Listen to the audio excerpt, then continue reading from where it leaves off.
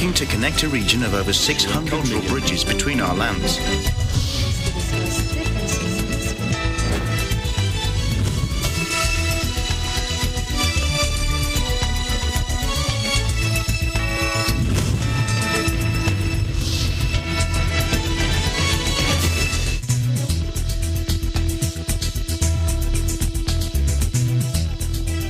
Hello, mga Angeles. Welcome to ASEAN in Focus. We're coming to you live from Manila and Vietnam. Hello, Charlene.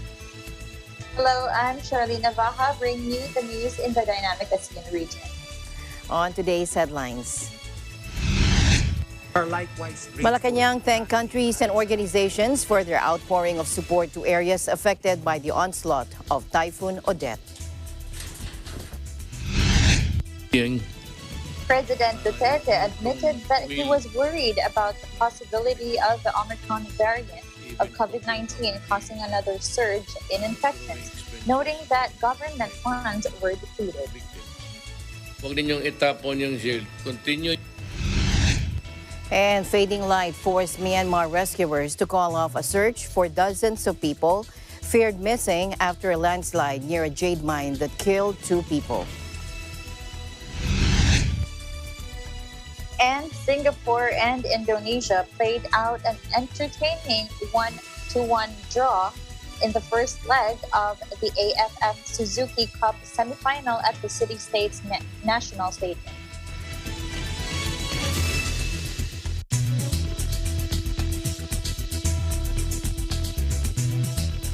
First, in the Philippines, Malacanang thanked countries and organizations for their outpouring of support to areas affected by the onslaught of Typhoon Odette.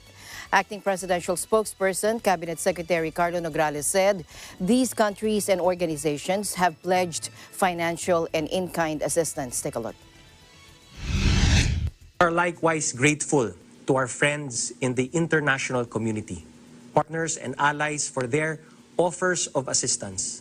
These include Australia, Canada, China, the European Union, France, Japan, the United Kingdom, the United States of America, the United Nations, and the State of Qatar, among others.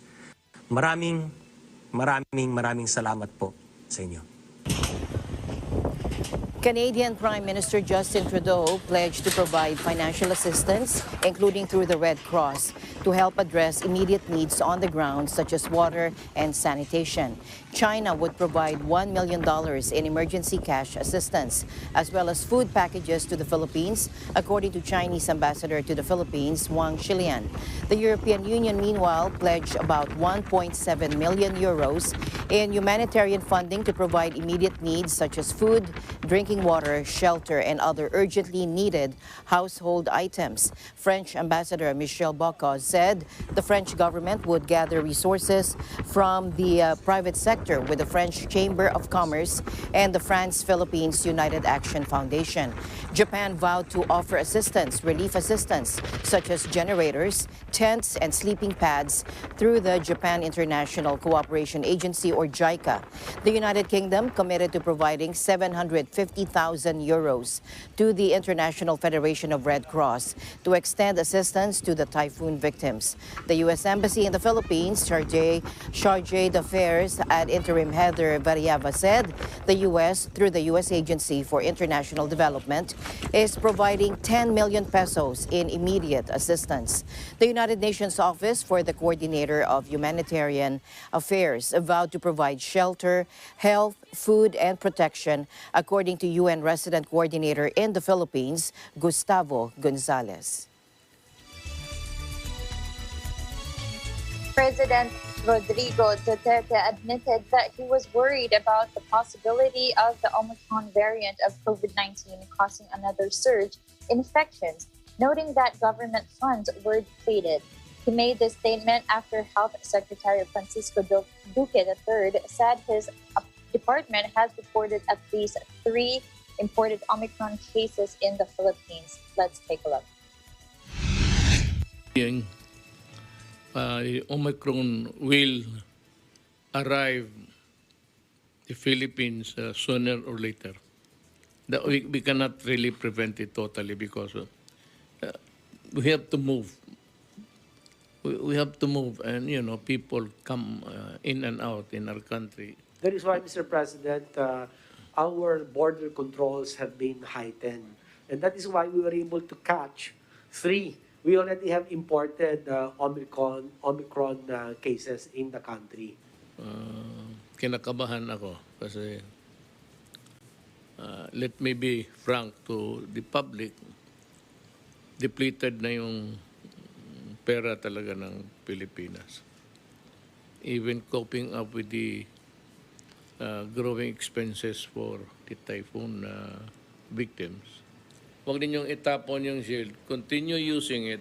I advise you because I really firmly believe that the wearing of that face shield has contributed a lot. I cannot quantify or by what percentage, but just a gut feeling na yung kasi tayo, bababa na tayo ngayon. And I'm really surprised kasi sabi nila na ang Pilipino matigas ang ulo.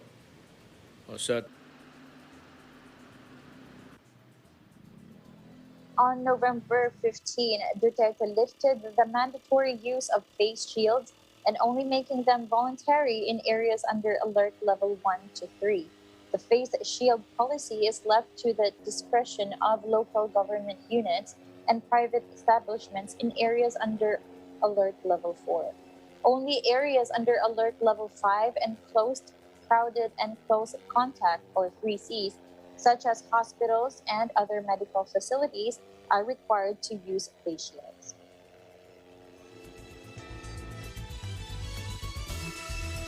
Staying in the Philippines, Health Secretary Francisco Duque III announced that the interval for the administration of booster doses shall be shortened following the approval of the Food and Drug Administration.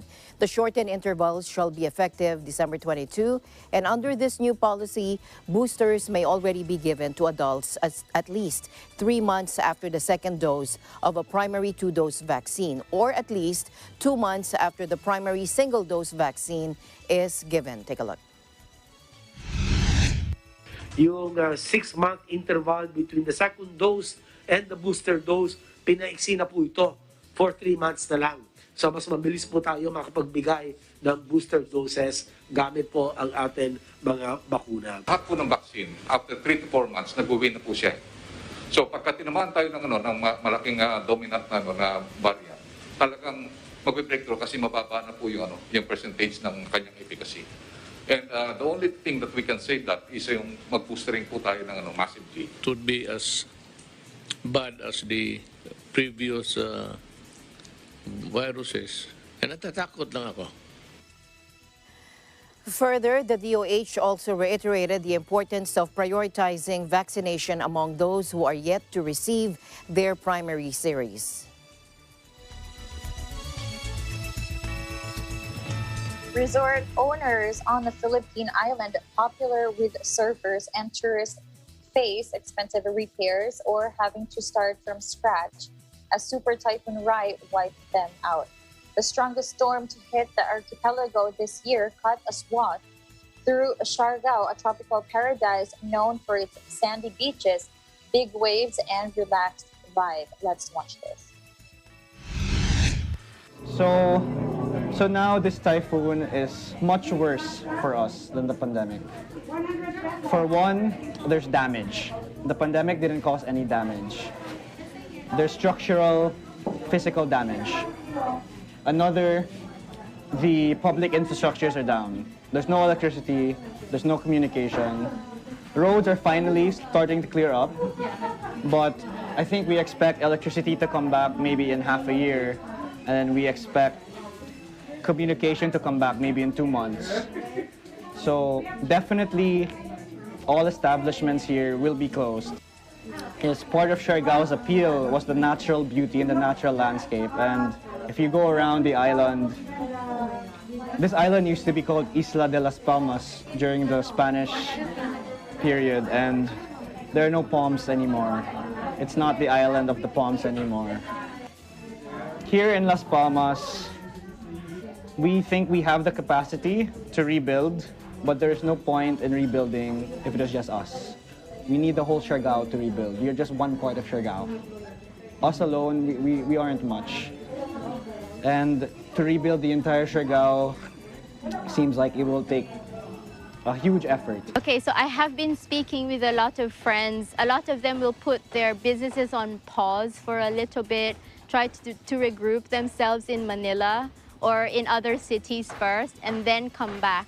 But so what most of the businesses are doing, at least from my friends, is they want to just secure it, make sure that the structures are strong for the weather, and then maybe leave, and then come back to rebuild. I have footage. I was on the beach going to my room to get some of my last clothes, and the storm surge hit over the seawall, and I have video footage of it just going over the seawall and flooding into here.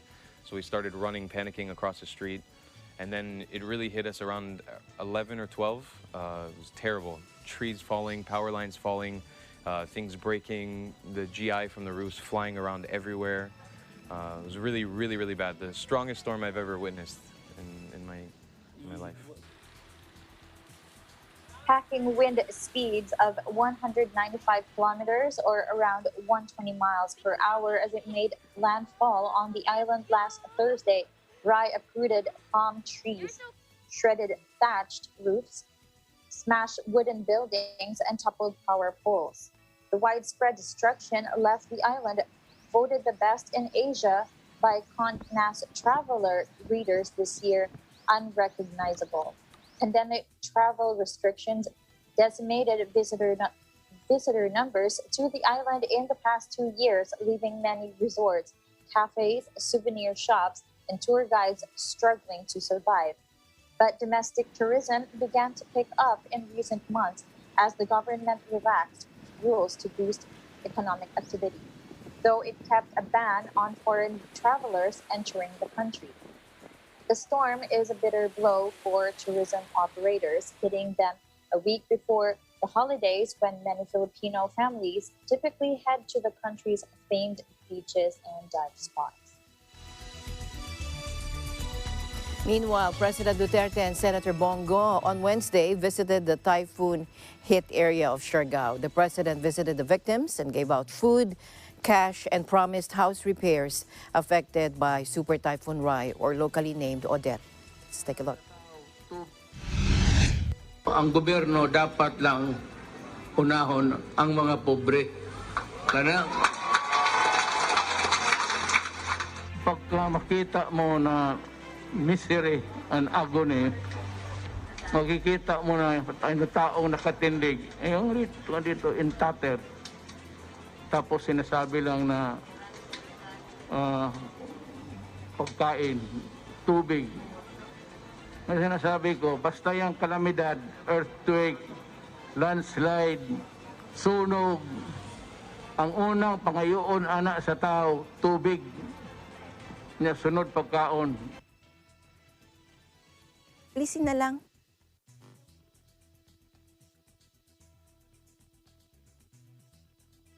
They visited the typhoon-hit Siargao Island. The president asked for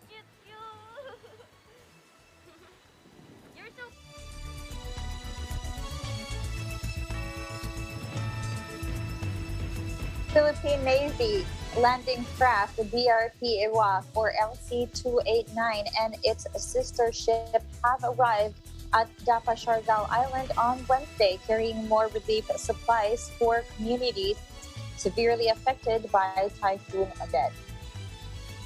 PN spokesperson Commander Benjo Negranza said in a statement Thursday, NICO, the BRP Iwak, arrived at Dapa in Siargao Island in the afternoon of December 22. She brought with her assorted relief goods, which include 7,800 kilograms of bottled water from the office of the Vice President, 142 5-gallon water containers, and 4 boxes of bottled water from the Naval Task Group NCR, 50 sacks of rice from Jam Pinarok, 130 pieces of bottled water from Maynilad, and other various relief goods consolidated from the different units of the Philippine fleet, NGOs, and private stakeholders, he said. Meanwhile, BRP Ibatan, or LC-298, arrived on the island earlier on Wednesday.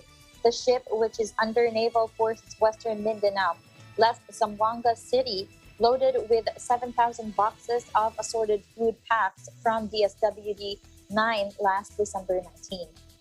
BRP Iwak and BRP Ibatan are part of the 19-ship humanitarian aid-focused efforts of the PN that are being deployed to the areas devastated by Odette. Both vessels are sea lift capable and are able to conduct beach landings, an essential capability relevant for an archipelagic nation such as the Philippines.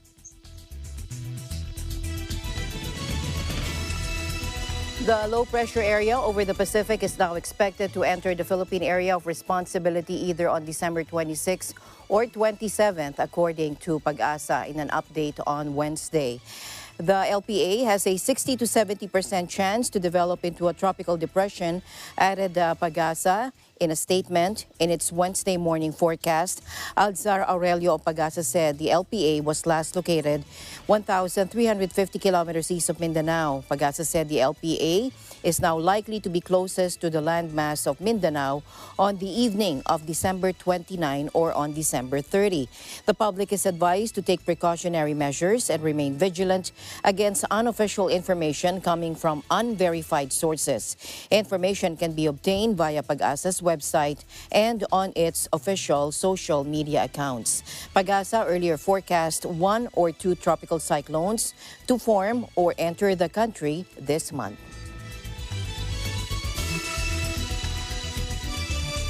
5 more fatalities from floods in 7 states were reported yesterday, bringing the death toll to 37 deaths, said Inspector General of Police Akril Sani Abdullah Sani today.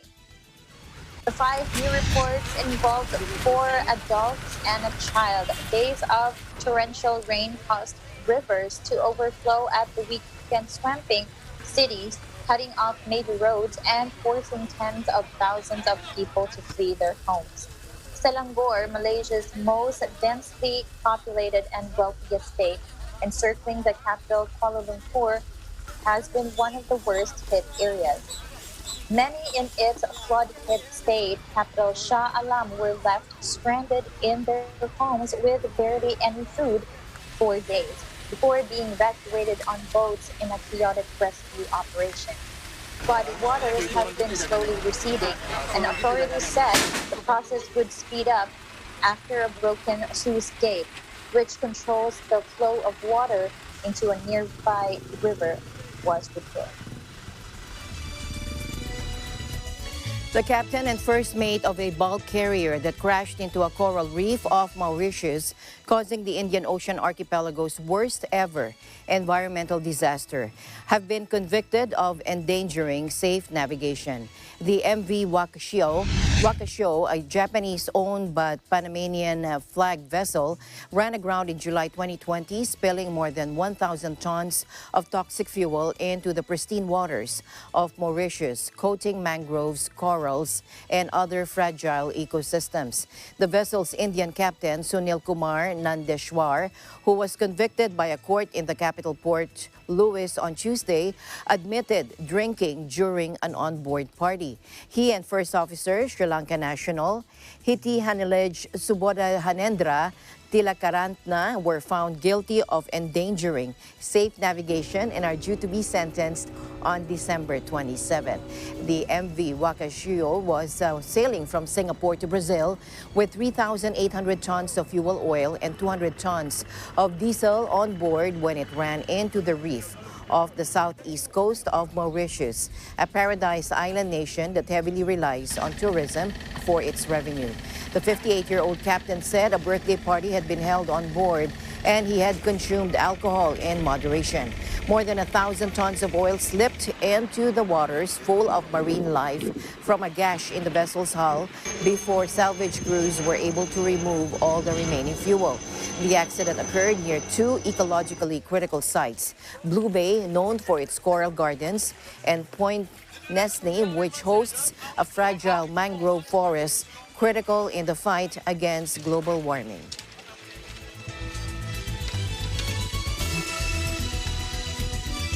Fading light forced Myanmar rescuers to call off a search for dozens of people feared missing after a landslide near a jade mine that killed at least one person, emergency workers told AFP on Wednesday.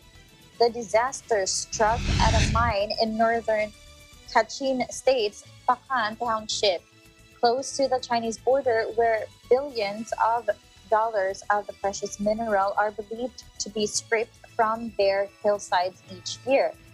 Rescuers initially said at least 70 were feared missing after the landslide struck around 4 a.m., but later added they were still trying to confirm that number. The search has stopped for the moment. We will continue tomorrow morning when the fog and mist are clear, Hojak from the Myanmar Rescue Organization told AFP. It seems that they are buried underneath soil. It's cold here, that's why we have stopped, but we'll continue. Hon Yi, another rescuer, said they had sent 25 people to hospital and found one dead. Hundreds of diggers had returned to Pakan during the rainy season to prospect in the treacherous open-cast mines, according to a local activist, despite a junta ban on digging until March 2022. Hon Yi of the rescue team also said increased pressure from the weight of dumped soil and rock had pushed the ground downhill into the nearby lake. Jade and other abundant natural resources in northern Myanmar, including timber, gold, and amber, have helped finance both sides of a decades-long civil war between ethnic Kachin insurgents and the military. Civilians are frequently trapped in the middle of the fight for control of the mines and their lucrative revenues, with a rampant drug and arms trade further curdling the conflict. Last year, heavy rainfall triggered a massive landslide in Pakan that entombed nearly 300 miners. A watchdog Global Witness estimated that the industry was worth some $31 billion in 2014. Scores die each year working the country's lucrative but poorly regulated jade trade, which sees low-paid migrant workers scrape out gems highly coveted in neighboring China.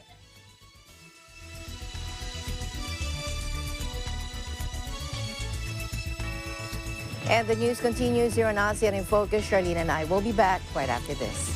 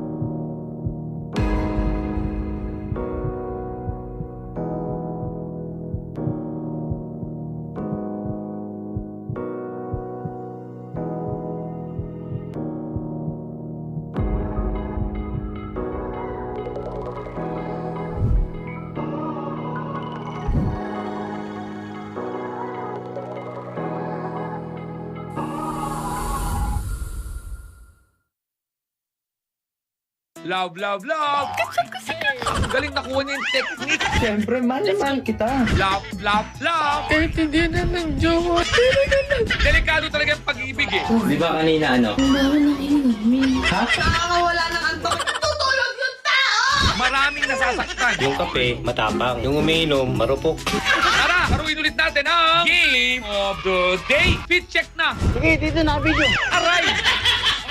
Funniest nakaball videos. This week, meron ako makakasama dito sa aking kusina. Ako'y napaka-honor. Honor ko po to. Nag-iisa lang po, Mr. Romel Padilla. Paul! Welcome, welcome. Kailangan paligayahin mo ko at sabihin mo masarap yung luto ko. Huwag mo akong hinahamon ng mga ganyang pali. Ano? Ang init.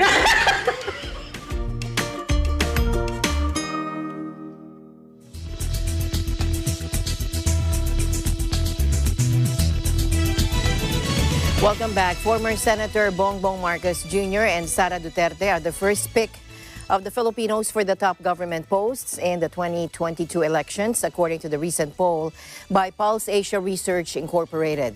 The nationwide survey revealed that 53% of the respondents are backing Marcos Jr. Following him is Vice President Maria Leonor G. Robredo, with 20% of the respondents supporting her bid for the presidency. Manila Mayor Francisco Dumagoso and Senator Emmanuel Pacquiao, or Manny Pacquiao, secured voter preference of 8% each, while 6% said they will vote for Senator Panfilo Lacson. Other presidentiables received almost nil to 0.01% voter preference. Meanwhile, Dumagoso arose as the alternative choice for the top government position. Should their original pick for president end up not pursuing his or her candidacy, 23% of those with a first choice for the post would instead vote for Manila Mayor Dumagoso, according to Pulse Asia. For the vice presidential race, 45% of the surveyed Filipinos are in favor of Duterte. She takes the lead in her turf with 82% of the Mindanaoans backing her, while some 45% in Metro Manila showed support. Following her is Senate President Vicente Soto III. With 31%, Senator Francis Pangilinan secured the support of 12% of the respondents. The rest of the vice presidential aspirants had single-digit voter preference. The respondents, meanwhile, chose Soto as the top alternative choice for the position in case their top preference doesn't pursue his or her candidacy. For the senatorial race, Taguig City Pateros Representative Alan Peter Cayetano is the most preferred, with 64.1% choosing him for the ballot. Following him are broadcaster Rafi Tulfo, 60%, and Antique Representative Loren Legarda with 58.7%. And here in Vietnam, where Prime Minister Pham Minh Chinh has ordered that the injection of second shots for adults aged 18 and above, particularly with those chronic diseases and over 50-year-old, must be completed no later than December 31st. The order was made following a recent meeting with local leaders on COVID-19 prevention and control.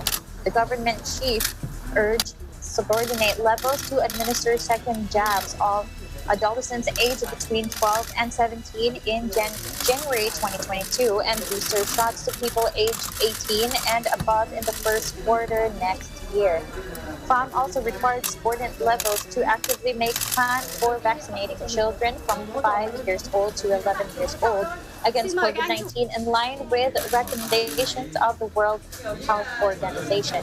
Given complex evolution of the pandemic, he called for avoiding negligence, closely monitoring the pandemic situation, early detecting new variants, and paying attention to the pandemic prevention work at urban areas and industrial parks. Staying in Vietnam, the northern province of Quang Ninh, home to a UNESCO World Heritage Site, is expected to receive a group of visitors from the ROK, the first international tourists with vaccine passports, on January 7 next year under a pilot tourism plan. Quang Ninh along Phu Quoc or Tiên Giang, Nha Trang, Quang Nam, and Da Nang were selected to join the pilot program of reopening to foreign tourists after a long pandemic hiatus. So far, the northern province has made thorough preparations in both medical and technical capacities to serve foreign visitors. Specifically, over 8,000 tourism workers who had been fully vaccinated have been mobilized, while a temporary set of safety standards for tourists, comprising 24 compulsory and 11 recommended criteria, was issued in late November. Director of the Quang Ninh Tourism Department, Pham Ngoc Thuy, said that the locality learned from Thailand's strict sandbox program on the island of Phuket to offer package tours. In the first 6 months of next year, Halong Bay expects to welcome 1.2 to 1.5 million travelers, while Quang Ninh Museum and the Yentu Relic and Scenic Complex are looking to greet 100,000 to 250,000 visitors, respectively.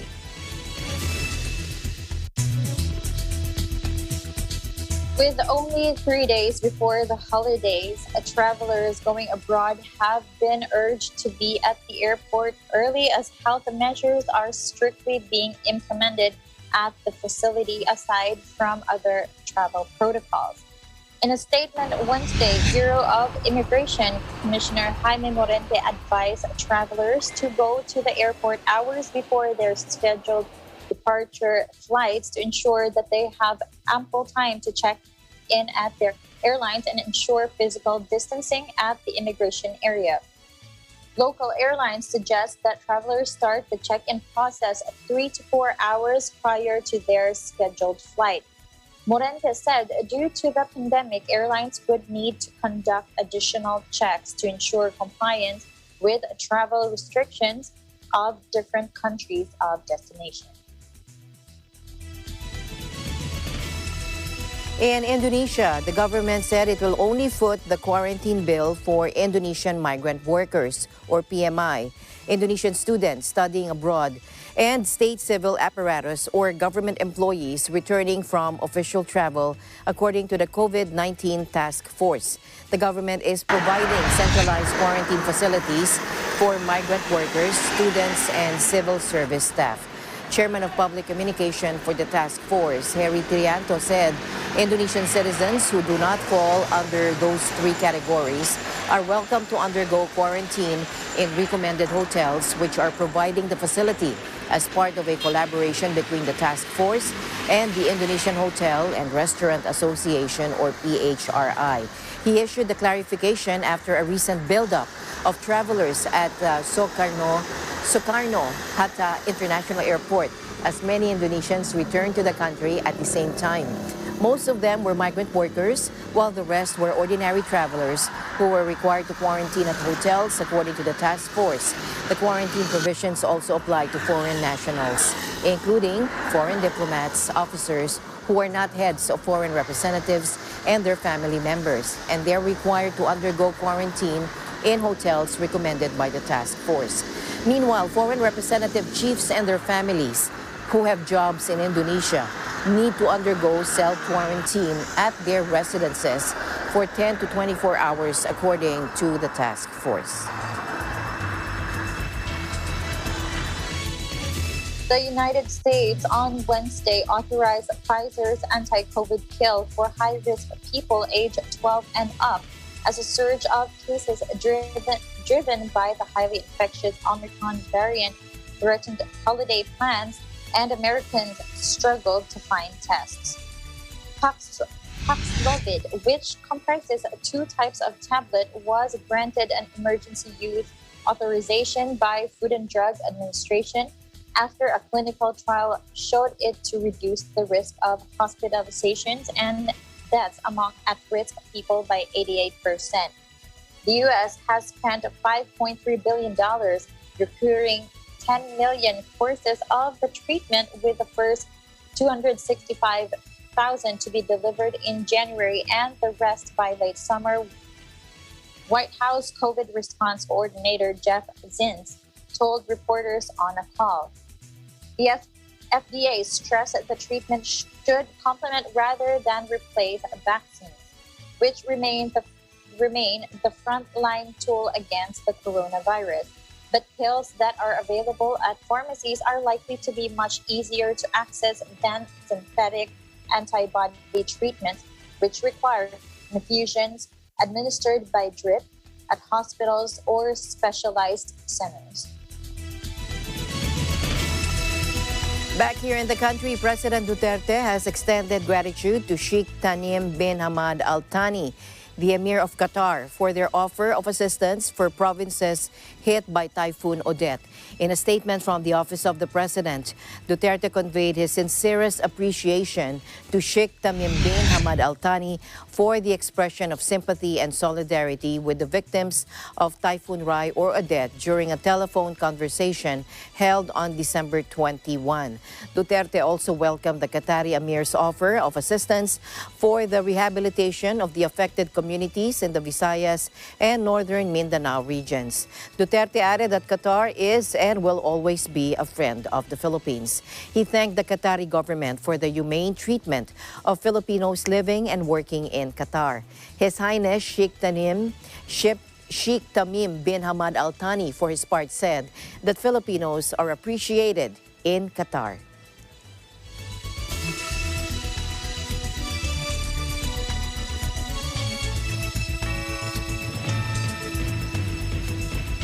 And ASEAN in Focus will be right back after a short break.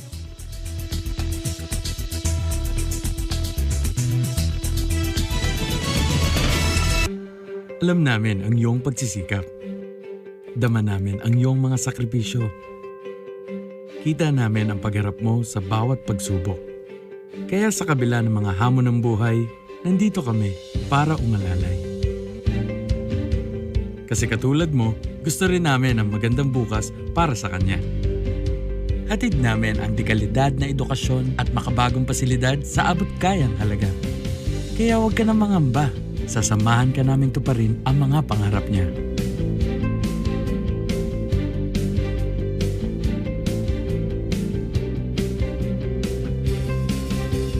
Maaasahan mong sulit dito ang mga pinagsikapan mo. Sa aming mga makabagong pasilidad at sistema ng edukasyon.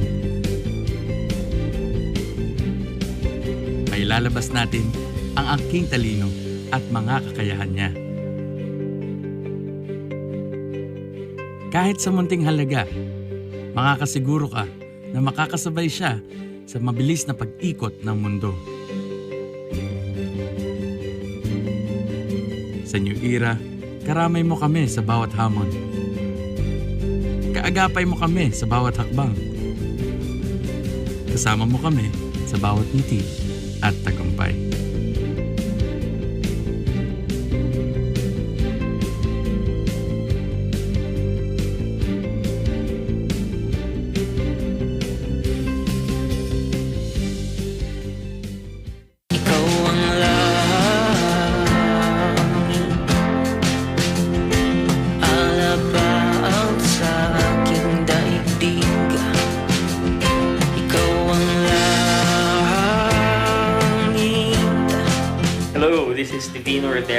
Catch me on Letters and Music this coming Saturday, December 25th at 1 to 2 p.m.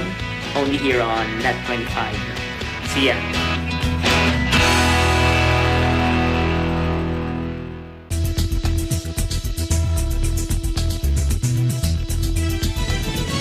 Welcome back to ASEAN in Focus. The National Privacy Commission, or NPC, is looking into a possible personal data breach involving unauthorized transactions that siphoned money off hundreds of BDO Unibank depositors. In a statement on Wednesday, NPC Commissioner John Henry Naga said the NPC's Complaints and Investigation Division has begun an investigation as early as December 11 and has issued notices to both BDO and Union Bank to provide information, documents, evidence, or witnesses. The commission, he said, is also looking into BDO's 10-year-old system and whether sufficient technical, organizational, and physical safeguards were in place. He said the NPC is also working with other government agencies on its investigation of the security incident. Earlier, the Bangko Sentral ng Pilipinas said the suspected hackers of the compromised video accounts have been identified with 2 to 4 individuals suspected to be behind Mark Nagoyo and at least 6 persons of interest.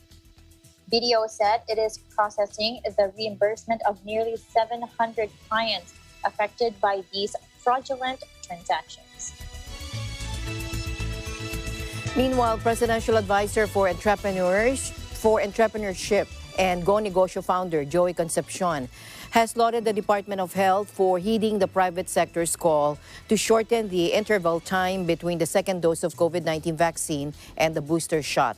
He said, quote, "We need to act fast by getting ahead before the immunity from the first 2 doses wane. We are in a good position to increase our protection and we keep our bakuna bubble intact now that cases are low and vaccine supply is stable." This in a statement on Wednesday, he said. On Tuesday, the DOH approved to give a single-dose booster as early as 3 months after the second dose for individuals that completed their AstraZeneca, Moderna, Pfizer, Sinovac, or Sputnik jabs, and as early as 2 months for those that received the single-dose Janssen vaccine. Last week, Mr. Concepcion and the Octa Research Group called on the government to shorten the interval between the last dose and the booster shot to 4 months.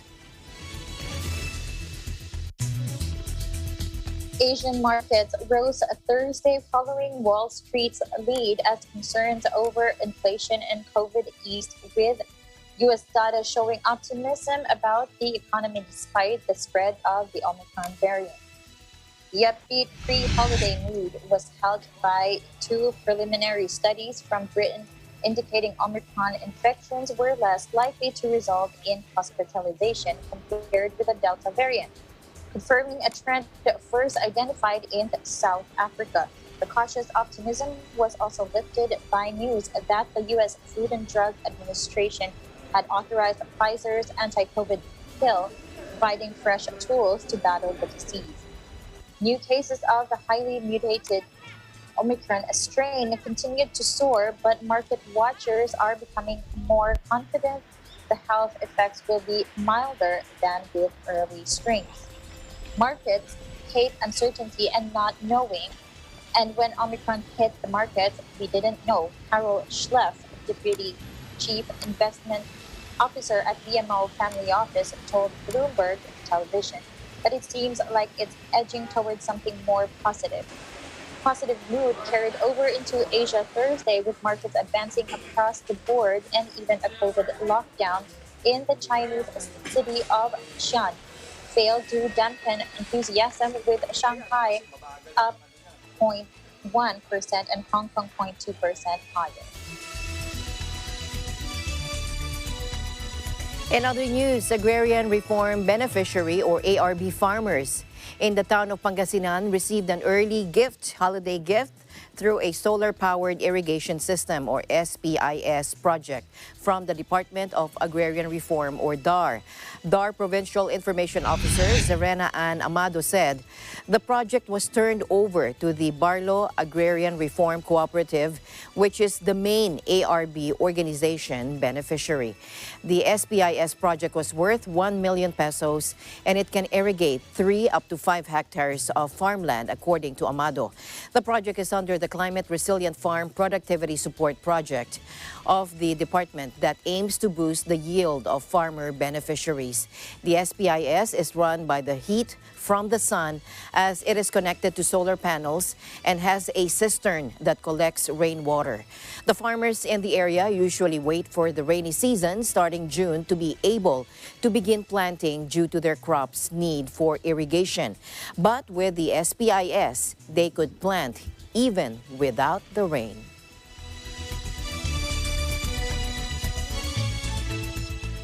The Los Angeles Lakers' famed home, the Staples Center, is to be renamed next month in a deal worth a reported $700 million with Singapore-based cryptocurrency platform Crypto.com. As of December 25, the venue will be known as the Crypto.com Arena. It is the first time the 20,000-seat venue has undergone a name change since it opened in 1999.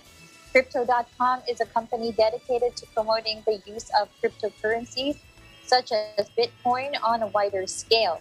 The company's chief executive, Chris Marzalek, told the Financial Times the Staples Center deal, which spans 20 years, would eventually be seen as the moment that cryptocurrencies kind of cross the cosmos into the mainstream. While the rebranding would take effect on December 25th, signage at the venue would only change in June 2022.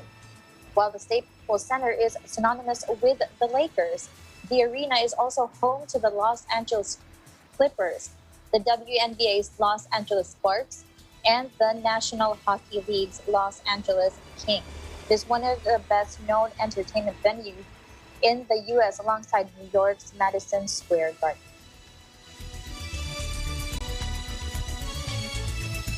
And finally, in our news, Singapore and Indonesia played out an entertaining 1-1 draw in the first leg of the AFF Suzuki Cup semifinal at the City-States National Stadium on Wednesday. Take a look. Witan Sulaiman put Indonesia in front after 28 minutes following a slick counter-attacking move, but the hosts leveled the score with 20 minutes left, courtesy of a cool finish by striker Iksan Fandi. The teams will play the second leg at the same venue on Saturday, with both sides hoping for a place in next week's final, where they will meet either five-time winners Thailand or defending champions Vietnam. Indonesia reached the last four after a 4-1 win over arch-rivals Malaysia in their final group game. They nearly took the lead in the 19th minute when Witan's shot went over the goal after an excellent pass from Asnawi Mangkualam. But the pair combined to devastating effects soon after, as they exchanged passes on the right flank before Asnawi cut the ball back for Witan to place a left-footed effort into the bottom corner of the Singapore net. Singapore came out strongly after the interval. Faris Ramli should have leveled in the 64th minute when he was sent clear with only goalkeeper Nadeo Argawinata to beat, but his shot went wide of the goal. The winger then redeemed himself, playing a key role in Singapore's equalizer as he rode a challenge in midfield before slipping the ball through for Ikshan to tuck away his third goal of the tournament. The Indonesians felt they should have been awarded a penalty in the 77th minute when Ricky Kambuaya was brought down by Nazrul Nazari just inside the box, but only received a free kick from referee Kim Hee-gon for his troubles. Both teams squandered opportunities in the closing stages to secure a first-leg win. Indonesia's substitute Hanis Saghara first tested goalkeeper Hassan Sani with a low-swerving drive from 25 meters before Singapore's Amy Reka saw a stinging effort tipped away for a corner by Nadeo.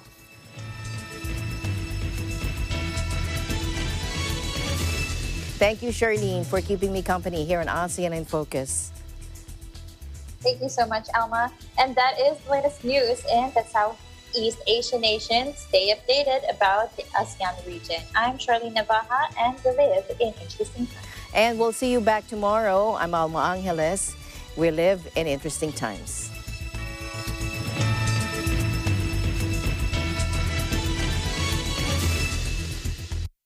Napapansin ba ninyo, lumiliwanag ang mundo pag magkasama tayo? Life is so much sweeter, everything feels better pag tayong lahat ay together. Let's have fun together, let's play together, kumain, magluto, matuto together, tawanan together, hawak kamay together, we'll be there for each other, we're stronger together. Kaya tara na Pilipino, let's get together, let's all come alive. Kaya tara na Pilipino, let's get together, Sunday 25, Sunday 25. Let's stay together, let's sing together, let's all work together, mag-travel together, let's shop together,